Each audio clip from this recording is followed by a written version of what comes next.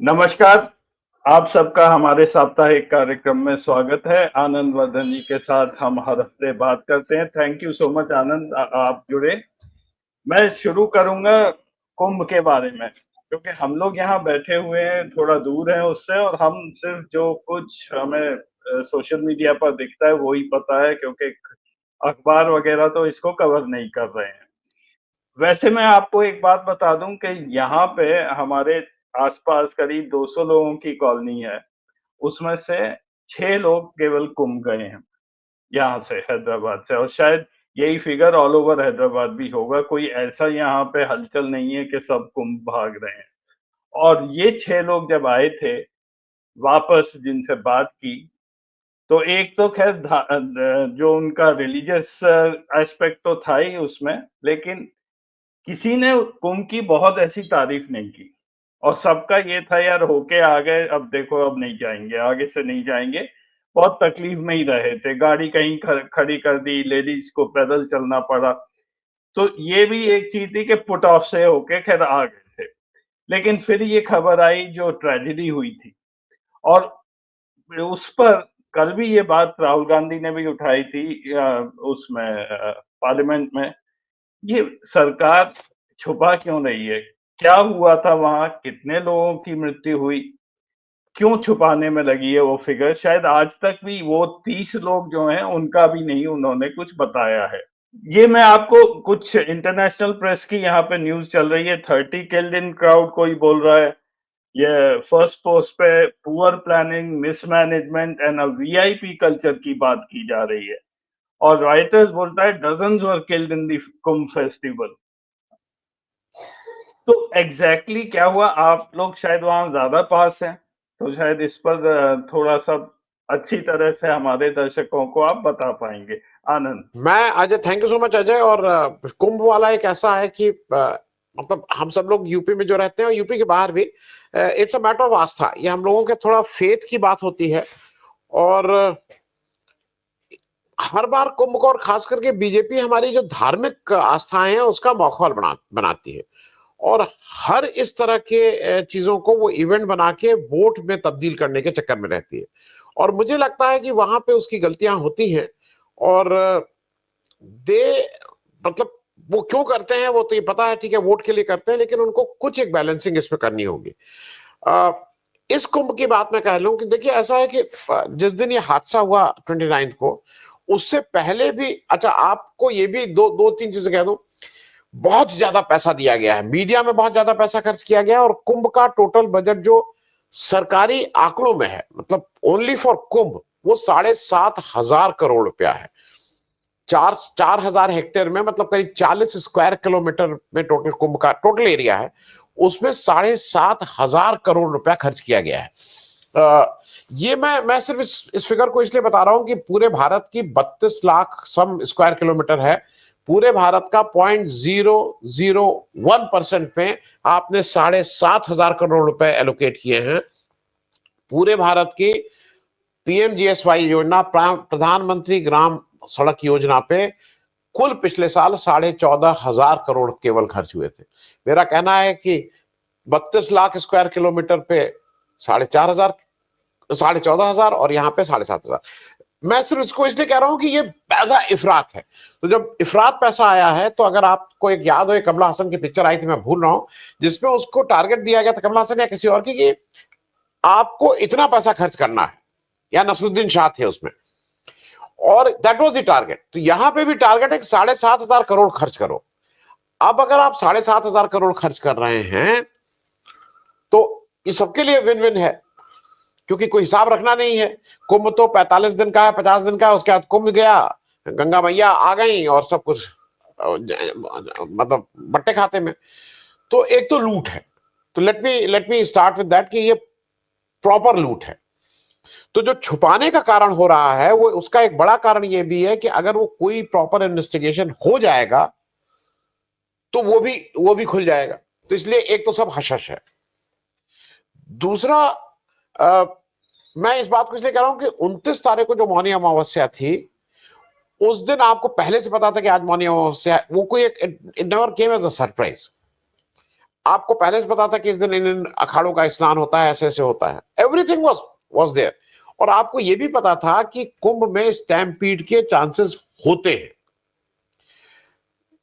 2013 का कुंभ जो था वो उस समय आजम खान साहब अखिलेश यादव की सरकार में मंत्री थे और वही इंचार्ज थे। अखिलेश यादव ने उसके लाइमलाइट नहीं आए थे क्योंकि ये जो निर्माण मंत्री होता है वही इसका होता है। और उस समय रेलवे में क्योंकि प्लेटफॉर्म बदला था, 2013 की बात कर रहा हूं, तो 36 लोग मरे थे। टेक्निकली जो मंत्री जी थे या जिला प्रशासन था या प्रादेशिक प्रदेश का जो प्रशासन था, उसका रेलवे स्टेशन के अंदर आपको पता है कोई लेना देना नहीं। रेलवे स्टेशन के अंदर रेलवे की चलती है। लेकिन अगर वो 36 लोग मरे थे तो इन्होंने उसकी जिम्मेदारी ली थी, अपना इस्तीफा सौंपा था। और एक और चीज मैं ऑन रिकॉर्ड इसलिए कर दूं कि इनको सारे अखाड़े के जो अखाड़े हैं उन्होंने इनका सम्मान किया था आजम खान का, for conducting Kumbh in a very efficient way. ये बात मैं सिर्फ इसलिए कह रहा हूं कि वो जो 30 की फिगर है वो इसलिए आई है कि उसको 15 घंटे इसमें बनाए गए कि अगर वो 36 था तो 36 से ऊपर नहीं होना चाहिए।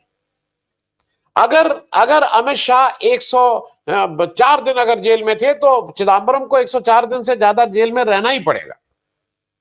ये जो एक बीजेपी की जिद होती है वो गुड अगली बैड। चिदम्बरम को 110 दिन जो रखा गया था इसलिए रखा गया था कि ये जो अमित शाह है उनसे ज्यादा इनको रख के दिखाना है हमें। ये जो एक बीजेपी की, और ये हम लोग बार बार इसका होता है।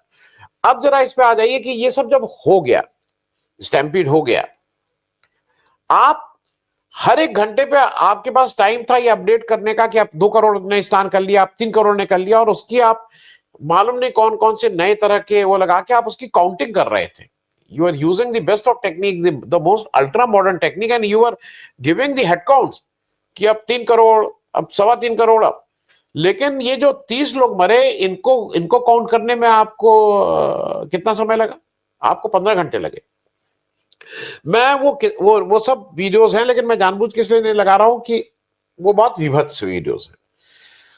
कूड़े का ढेर, देखिए वहां 2 काम किए गए। जब ये हादसा हो गया तो सबसे पहला काम ये हुआ कि ये सब साफ करो, ये सब साफ करो, क्योंकि जो लोगों ने जो छोड़ के जब भागे हैं और जब स्टैम्पीड हुआ है वहां पे जो फिगर्स आ रही हैं और जो दिखाई, जो वीडियो कहीं कहीं मिल गए हैं, 8-9 ट्रॉली, मतलब जो ट्रैक्टर के पीछे बड़ी ट्रॉली होती है जो ट्रक लोड के बराबर होती है, 8-9 ट्रॉली सामान, मतलब चप्पल, जूता, बैग, खाना, ये सब कचरा वहां से किया गया है।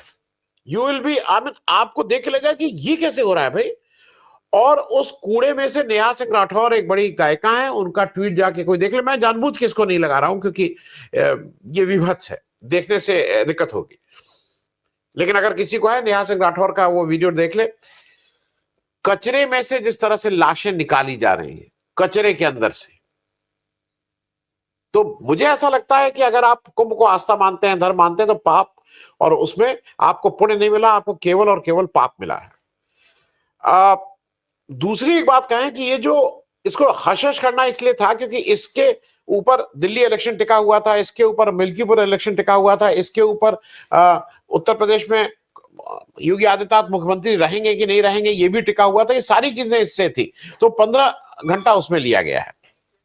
दूसरा, एक नई हर चीज में शुरू हो जाती है, तुरंत एक शाम तक एक जांच आयोग बन गया, कोई उसके अध्यक्ष हो गए, कोई वो जो जिस तरह से होता है कि एक जज साहब को पकड़ा गया है, किनको पकड़ा गया, वो लोग हो गए।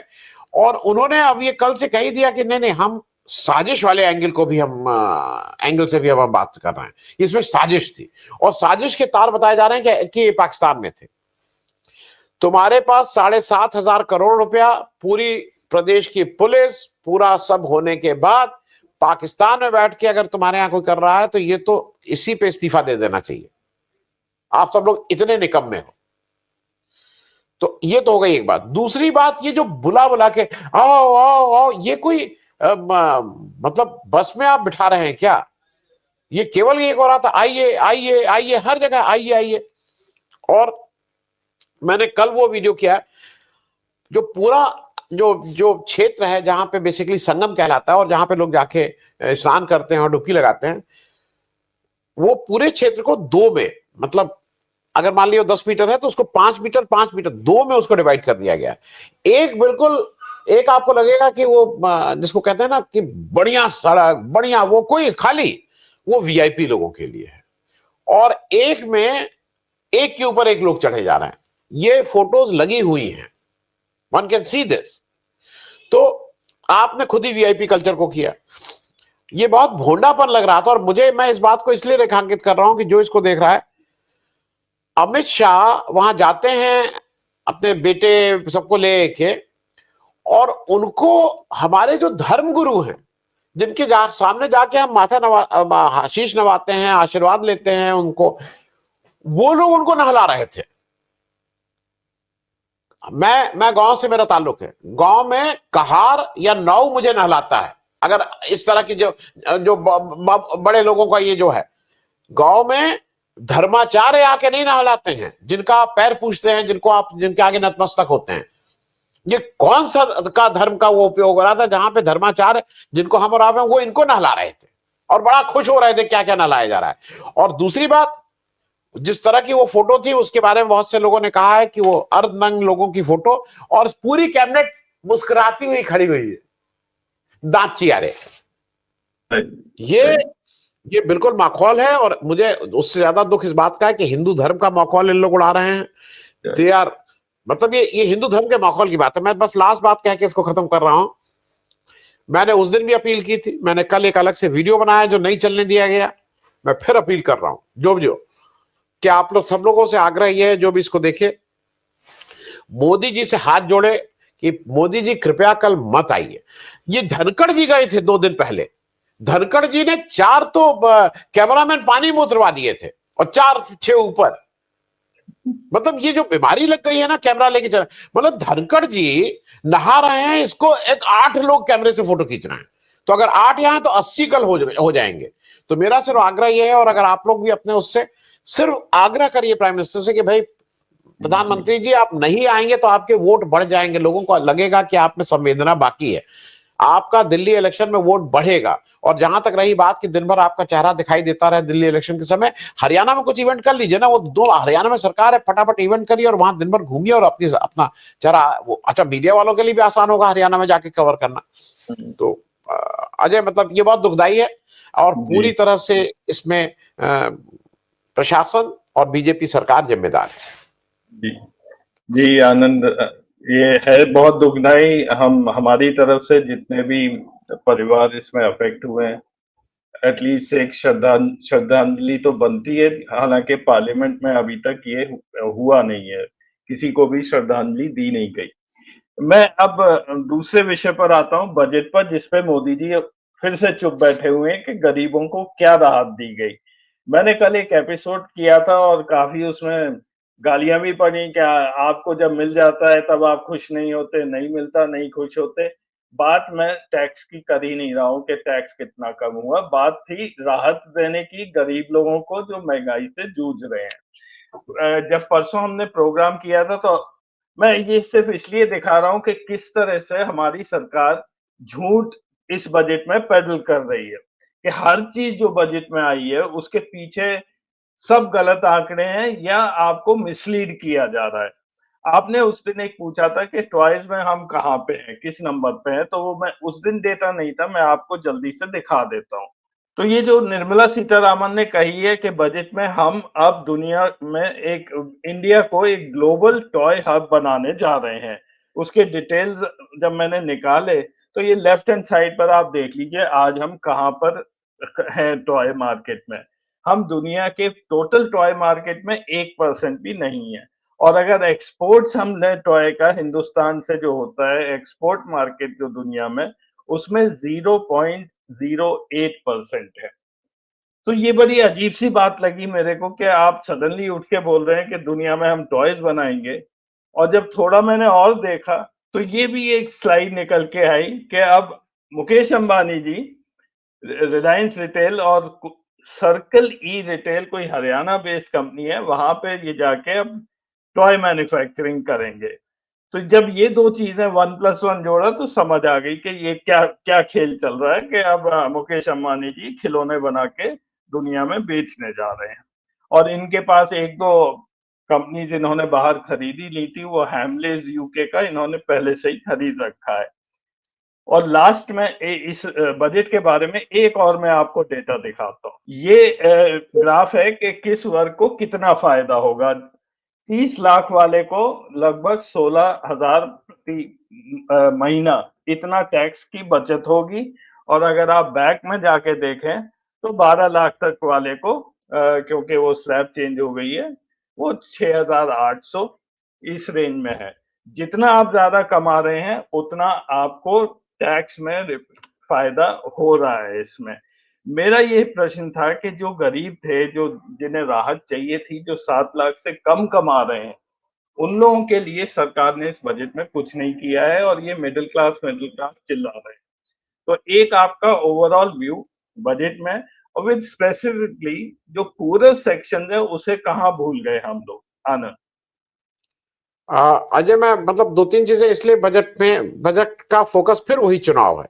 मुझे जो जिस बात का बार बार अफसोस होता है कि आप बिल्कुल बजट बनाइए, आपके हिसाब से एक पॉलिसी हो, लॉन्ग टर्म हो, लेकिन आप केवल चुनाव को मद्देनजर ध्यान रखते हुए आपका हर वो बनता है, तो वो आप कहीं ना कहीं नुकसान कर रहे हैं देश का।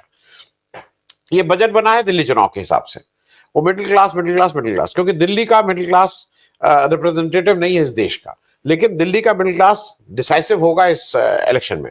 दो चीजें हुई थी, अगर आपको याद हो, वो जो नया वेतन आयोग की बात हो गई कि नया वेतन आयोग आ रहा है, तो उससे उनको लगता है कि दिल्ली का एक बहुत बड़ा वर्ग उससे प्रभावित होगा।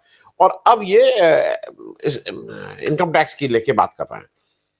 मतलब ये कभी कभी मुझे लगता है कि ये बेईमानी भारत में, मोटे तौर पे मैं बता दूं, ये जो फिगर्स हैं वो एस्टिमेटेड ये है कि 9 करोड़ लोग करीब टैक्स देते हैं, जिसमें 6 करोड़ लोगों का जीरो टैक्स है, 3 करोड़ रुपए कुछ कुछ टैक्स देते हैं, और उस 3 करोड़ में ही ये है। और अगर ये जो 12 लाख के ऊपर वाला फिगर कर लेंगे, तो जैसा आपने उसको उसको बहुत क्लियर कर दिया कि more you earn in this country the better you are. आपको सरकार उतनी ही सहूलियत ज्यादा देती है, जितना आप ज्यादा कमाएंगे उतनी ज्यादा सहूलियत आपको मिलेगी। आनंद, 96 लाख टैक्स पेयर्स हैं, जो 12 लाख जिनकी इनकम है, ये भी डेटा मैंने निकाला था। जी जी। तो अब आपने खुद ही कहा, मोटे तौर पे उसको 1 करोड़ मान लीजिए, तो 1 करोड़ लोगों तक वो है। अब उसका उन्होंने दूसरा एक और फिगर दी है। देखिए, सारी चीजें थोड़ा समझने की जरूरत है। भारत का जो टोटल टैक्स जो जिससे देश चलता है, वो किससे देश चलता है? देश चलता है डायरेक्ट टैक्स, इनडायरेक्ट टैक्स और कर्जा। इन 3 चीजों से देश चलता है। मैं मोटे मोटे तौर पे बता रहा हूं। मैं इंटरेस्ट और वो कहीं कहीं कुछ है, कुछ इंटरेस्ट आता है, कुछ वो, लेकिन वो मतलब वो दशमलव में है, इसलिए उसकी बात नहीं करें। तो मोटे तौर पे भारत मतलब देश चलता है डायरेक्ट टैक्स, इनडायरेक्ट टैक्स और कर्जा। कर्जा हम बढ़ाते जा रहे हैं, हर साल हमारा टैक्स बर्डन बढ़ता जा रहा है। टैक्स बर्डन बढ़ने का मतलब कि हमें जो पैसा जो हम खर्च करते हैं उसमें, आप खर्चे भी मोटे तौर पे मैं बता दूं, खर्चे भाई एक कैपिटल एक्सपेंसेस होते हैं जो आप अभी पैसा लगाते हैं और उसका कोई लॉन्ग टर्म उसके वो होते हैं, वो कोई वो नहीं। एक रेवेन्यू एक्सपेंसेस होते हैं, तनख्वाह देना है, रख रखाव करना, उसका रेवेन्यू एक्सपेंस। और तीसरा जो होता है वो इंटरेस्ट होता है, जो आप ब्याज देते हैं।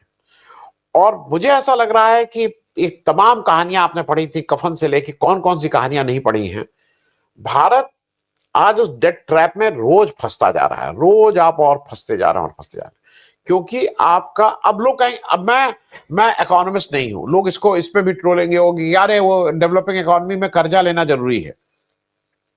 हम और आप के लिए कहा जाता है कि आप कर्जा लेके जो कार हम लोग खरीदते हैं, हम लोग कितने खुश रहते हैं, हर एक के सामने झूठ बोलते हैं कि I have taken a new car.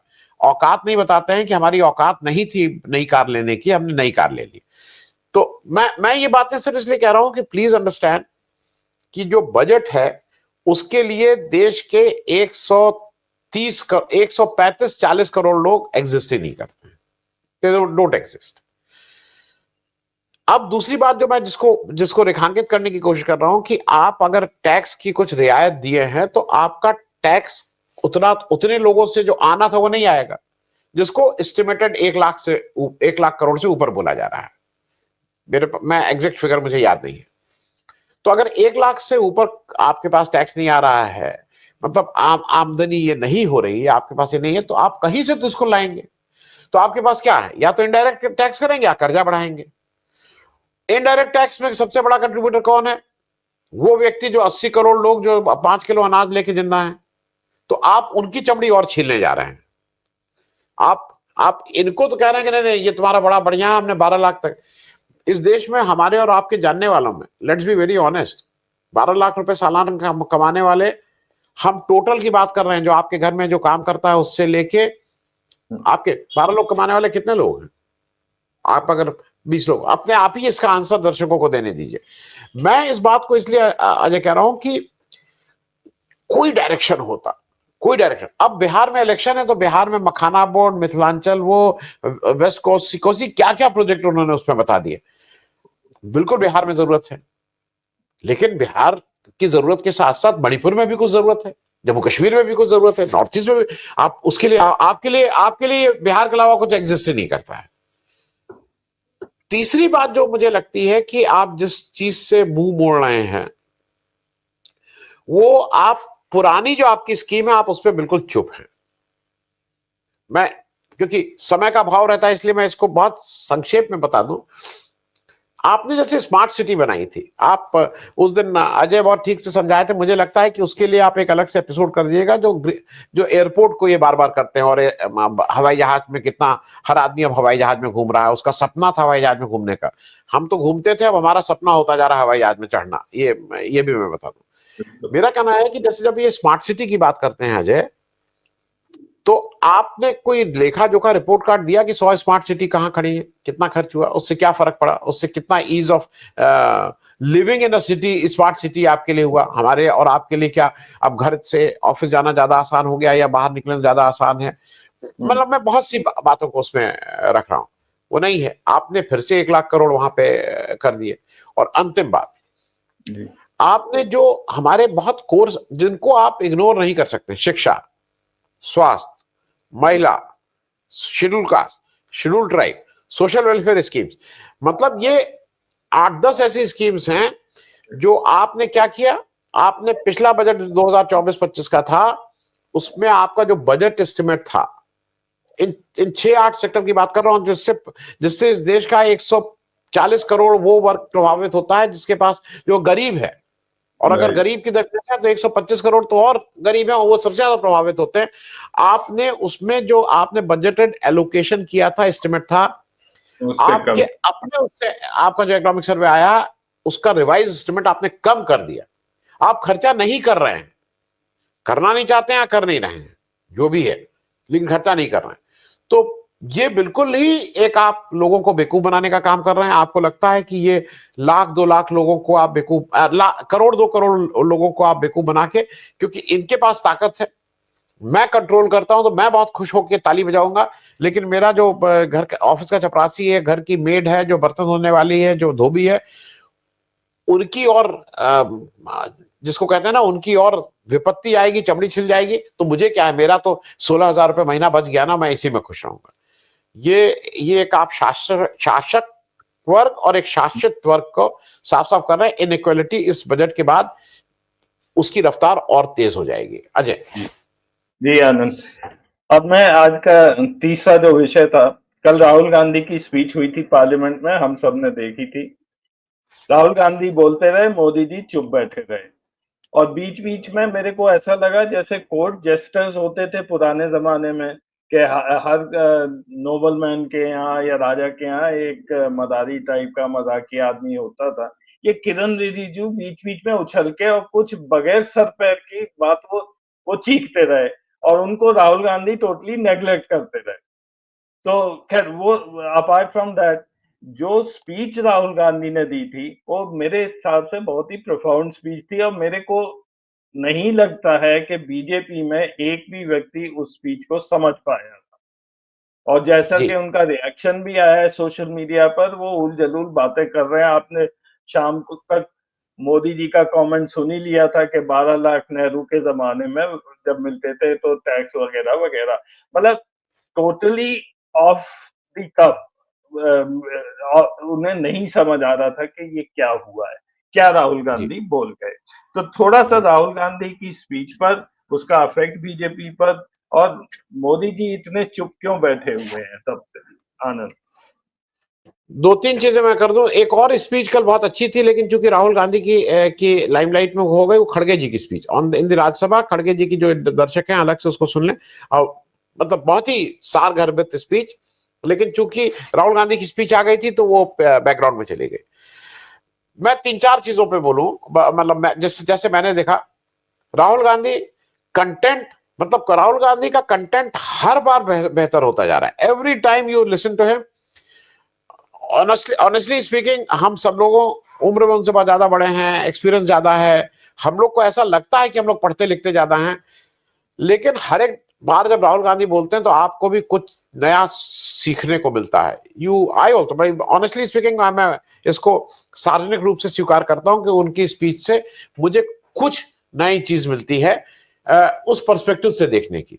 ये मैं सार्वजनिक रूप से स्वीकार कर रहा हूं। और कल वाली स्पीच 43 मिनट की स्पीच में कंटेंट जबरदस्त। हो सकता है उनकी जो डिलीवरी ऑफ स्पीच हो वो मोदी जी की बहुत अच्छी हो, उनका ये जो मैनरिज्म हो बहुत अच्छा हो, इसमें हो सकता है, लेकिन कंटेंट के मामले में मतलब राहुल गांधी के आसपास बीजेपी का तो 1 से लेके 100 नंबर तक कोई नहीं है। I am talking of the content, कोई नहीं है। इंडिया गठबंधन में कुछ लोग हैं जो कंटेंट के मामले में अच्छा होते हैं, इसमें कोई दो राय नहीं, लेकिन not to the extent what Rahul Gandhi is, जो पर्सपेक्टिव उन्होंने दिया। दूसरा जो आपने कहा ना कि ये बीजेपी के लोग, मुझे कभी कभी ये लगा, मैं कल मुझे ऐसा लगा था कि वो अंग्रेजी में जब बोलते हैं तो आई हैव नो, मतलब ये मेरा समझ है, वो शायद जानबूझ के अंग्रेजी में बोलते हैं कि ये सब बैठे हुए इनको समझ में तो आएगा नहीं, हिंदी में बोलेंगे तो ये सब ज्यादा उछलेंगे। और राहुल गांधी का शायद हिंदी से ज्यादा अंग्रेजी पे पकड़ है। और ये अजय आपका और मेरा भी, हम लोग सार्वजनिक रूप से इसको भी मैं स्वीकार करता हूं कि मैं जितनी तेज टाइप अंग्रेजी में कर लेता हूं उतना मैं हिंदी में उतना तेज टाइप नहीं कर लेता हूं। मैं ये भी स्वीकार करता हूं कि रोज सुबह मैं हिंदी का अखबार नहीं पढ़ा हूं पिछले 15-20 साल से। मैंने हिंदी अखबार का संपादन किया है, लेकिन पढ़ता मैं अंग्रेजी अखबार हूं। मैं अगर अगर एक साल में मान लीजिए 30 किताबें पढ़ता हूं तो उसमें 25 किताबें अंग्रेजी की होती हैं। मैं इस बात को इसलिए कह रहा हूं कि अंग्रेजी में राहुल गांधी जब बोल रहे हैं तो दो एडवांटेज हो रही है। एक तो उनका शायद वो जो अंग्रेजी में उनका थॉट प्रोसेस, शायद जो चॉइस ऑफ वर्ड्स क्या बोले, क्योंकि अब चक्कर क्या है ना कि जैसे उन्होंने खटाखट खटाखट खटाखट बोल दिया था, वो चल तो गया, लेकिन खटाखट खटाखट खटाखट बहुत परिष्कृत हिंदी में बहुत अच्छा शब्द नहीं है।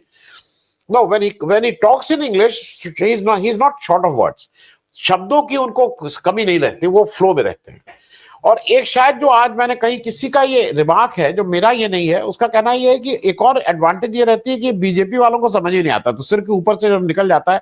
इफ यू रिमेंबर, और टीएमसी के एक सांसद थे बहुत सीनियर, मैं नाम अभी भूल रहा हूं, not Kalyan Banerjee, the other one, उन्होंने एक दिन जब मोदी जी और ये अमित शाह और राजनाथ सिंह और ओम बिरला थे, उन्होंने ऑन द हाउस में कहा खड़े होकर कि दिक्कत आप लोगों की ये है कि आप लोगों को अंग्रेजी समझ में नहीं आती है, बोलना तो दूर है समझ में भी नहीं आती है। तो इस तरह का भाषा तो एक अच्छा ये है कि उससे शायद राहुल गांधी की हैकलिंग कम होती है, तो इट्स स्ट्रैटेजी के हिसाब से ठीक है। दूसरा जो किरण रिजिजू जी कल ये कर रहे थे वो वही है कि कौन जितनी ज्यादा गाली देगा उसको, लेकिन रिजिजू को याद रखना चाहिए कि मोदी जी या बीजेपी में स्मृति ईरानी गाली मास्टर थी, नंबर 1 पे सबसे ज्यादा वही चीखती चिल्लाती थी गांधी परिवार पे, आज एडजस्ट नहीं की गई है। तो रिजिजू जी, आप ये अगर आपको कहीं से लग रहा हो कि आप स्मृति ईरानी से ज्यादा खास नहीं हो सकते हैं, तो अगर आपको हो रहा हो ना कि आप जो कल हरकत कर रहे थे उससे आपका कोई आपकी बढ़ोतरी होगी या पदोन्नति होगी, वो नहीं। अनुराग ठाकुर की पदोन्नति जो आपको लगता है कि गाली देने की वजह से हुई थी, गाली देने की वजह से नहीं हुई थी। अनुराग ठाकुर युवराज के अभिभावक हैं, इसलिए उनका जो इंक्रीमेंट मिला था, उनको स्टेट मिनिस्टर से कैबिनेट बनाया गया था, वो इसलिए बनाया गया था कि वो युवराज की देखभाल करते हैं और युवराज को प्रमोट करने के लिए किया गया था। बहुत से लोग कहने कि गाली देने की वजह से, गाली देना उनका टूल है, इसमें कोई दो राय नहीं है, लेकिन मतलब मैं ये सारी बातें मैं कह रहा हूं वो उनको यूज करते हैं, लेकिन जब उनका काम समाप्त हो जाता है तो यूज एंड थ्रो वाला है। राहुल गांधी की स्पीच के जो पक्ष, मैं दो चीजों पे कह दूं, राहुल गांधी ने दो चीजों को बहुत स्पष्ट रूप से देश के सामने रखा। उन्होंने एक तो कंजम्पशन और प्रोडक्शन के भेद को बहुत स्पष्ट किया, करेक्ट, और उन्होंने इस भेद को भी स्पष्ट किया कि ये जो कंपनीज अंबानी अडानी हैं, ये बेसिकली कंजम्पशन को करते हैं, प्रोडक्शन को नहीं करते हैं। और दुनिया में उन्होंने दूसरा ये कहा कि आज जो बड़ा, जैसे एआई की बात उन्होंने जब कही, तो उन्होंने कहा एआई का कंजम्पशन एंड जो है वो अमेरिका कंट्रोल कर रहा है, प्रोडक्शन एंड जो है वो चाइना कंट्रोल कर रहा है, और हम पीछे रह गए। और इस देश की समस्याओं के लिए उन्होंने इनसे कहा कि भाई आपका क्या विजन है, आपकी क्या स्ट्रैटेजी है, वो आपसे जरा सुनना चाहेंगे। क्योंकि राहुल गांधी के हिसाब से प्रोडक्शन को छोड़ के, बिना प्रोडक्शन को स्ट्रेंथन किए, बेवकूफ बनाने वाले नहीं, मेड इन इंडिया बेवकूफी वाला काम है। कि हम, उन्होंने कहा साफ साफ कि हम मोबाइल बना रहे हैं, अरे मोबाइल असेंबल कर रहे हो। मैं कल रात किसी एक मर्चेंट बैंकर के साथ बैठा हुआ था, उसने कहा कि नहीं ऐसे हुआ कि कौन सा शेयर, वो शेयर की बात कर रहा था, उन्होंने सर महिंद्रा ले ली, बात हमने कहा क्यों, अरे सर उन्होंने कभी नहीं वो किया, पूरा इंजन यही सब बना रहे हैं। हमने इंजन बना रहे हैं, हिंदुस्तान में कौन इंजन बनाता है, आप मतलब असेंबल कर रहे हैं। What I am trying to say is वो असेंबली और प्रोडक्शन को ये लोग मिक्सअप करते हैं। तो वो राहुल गांधी ने बहुत स्पष्ट कहा। और जो मुझे लगता है जो एक उन्होंने एक खतरे का आभास बार बार किया है, ये उसको सुनना चाहे ना सुनना चाहे, लेकिन देश का आम नागरिक समझ रहा है, वो चीन के खतरे को किया कि चीन है। और उन्होंने एक ये भी आगाह किया कि अमेरिका से बहुत घबराने की जरूरत नहीं है, अमेरिका की मजबूरी है कि वो हमारे साथ स्ट्रैटेजिक पार्टनरशिप करे, अमेरिका की मजबूरी है कि उसने हमारे ऊपर टैरिफ नहीं लगाया। क्योंकि अगर अमेरिका को चीन के साथ अपने वर्चस्व की लड़ाई में आगे एक स्टेप आगे रहना है, तो उसके लिए हम उसकी मजबूरी है। तो खैर मुझे ऐसा लगता है कि राहुल गांधी की स्पीच कल वाज वेरी वेरी गुड। और अब राहुल गांधी भी उस स्टेज में आ गए हैं जब लोग सुनने के लिए उनको वो करेंगे, content wise very good. Ajay ji Anand, आज का समय बस इतना ही है। बातें तो और बहुत थी, अमेरिका के बारे में भी था, लेकिन फिर अगले हफ्ते बात करेंगे। थैंक यू सो मच आपके टाइम के लिए, जुड़ने के लिए। थैंक यू, नमस्कार। Thank you.